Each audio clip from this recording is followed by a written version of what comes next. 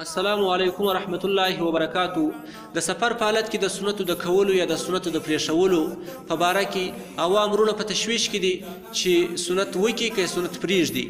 نو په دې باره کې د جناب نبی کریم صلی الله علیه وسلم څخه دواړه عمله ثابته دي. امام بخاري رحم الله فرمایي چې جناب نبی کریم صلی الله علیه وسلم او خلفای ثلاثه در 2 رکعاتو زیاتوب نه دی کړی. او امام ترمذي رحم الله فرمایي چې نبی کریم صلی الله علیه وسلم په حالت سفر کې سنت کړي دي. نو د هغه وجې د علما کرامو رای په دې کې مختلفې دي، خو 2 رای مشهوره دي.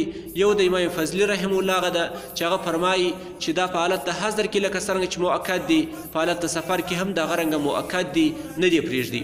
دویمه رایه د امام ابو جعفر هندواني رحم الله هغه ده چې هغه فرمایي چې که چیرې خپل مقام ته ورسېدی بیا د سنت کوي، سنت نه پرېږدي. او که پر لارې باندې وي او تلوار وي نو په دغه وخت کې د بیا سنت پرېږدي، پر فرضو د اکتفا کوي. په دغه رایه محققینو خوښه کړې هم ده. علامه حلبي رحم الله چې دی هغه ودې ته عادل د اقوال ویلی دی، او زموږ طب فتواګانو کې هم دغه رایه چې د هغه اخیستل سوې ده، یعنې چې هغه خپل مقام ته ورسېدې هلته به بیا سنت چې د هغه کوي، سنت به نه پرېږدي. او چې کوت پر لارې باندې وي، تلوار وي او بس و دا شان چې وي هغه د سزي، نو په دغه حالت کې د بیا سنت پرېږدي، فرایض چې د هغه د خالي کوي.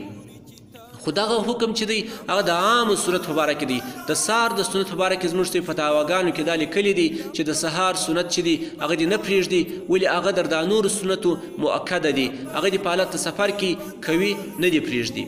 نو زموږ طب فتواګانو کې چې دی هغه کتاب الفتاوا صفحه 415 جلد نمبر 2 او دغه رنګه فتاوای دارالعلوم دیوبند صفحه 301 جلد نمبر 4 آپ کے مسائل صفحه 115 جلد نمبر 4 دغه رنګه خیر الفتاوا صفحه 601 جلد نمبر 2 فتاوای محمودیه صفحه 412 جلد نمبر 10 دغه رنګه فتاوای فریدیه او دغه رنګه بشت جوهر صفحه 1 کې دغه لیکلي دي. خو مولانا رشید احمد گنگوی رحم الله چې په فتاوای رشیدیه کې دا لیکلي دي پر صفحه 338 باندې چې کم وخت حالت د اطمینان وي نو بیا د خامخا کوي، نه دې پرېږدي. او په ملفوظاتو کې د حاکم الامت هم دغه راغلي دي چې دی د په حالت سفر کې چې کم وخت د حالت قرار وي نو سنت نه پرېږدي، سنت خامخا کوي. په ملفوظاتو کې د حاکم الامت صاحب هم دغه راغلی ده. نو خلاصه د خبرې ده چې که چیرې حالت قرار وي، هغه سفر مثلا چې وي هغه خپل وي، آرامده سفر وي، په خپل اختیار کې وي، بیا په کار چې سنت نه پرېږدي، سنت وکړي. ولې دا دې وجې چې سنت چې دی هغه متمم للفرایض دي، نو په دې سره هغه فرایض ته اتمام چې دی هغه حاصلېږي، په کار چې سړی نه پرېږدي.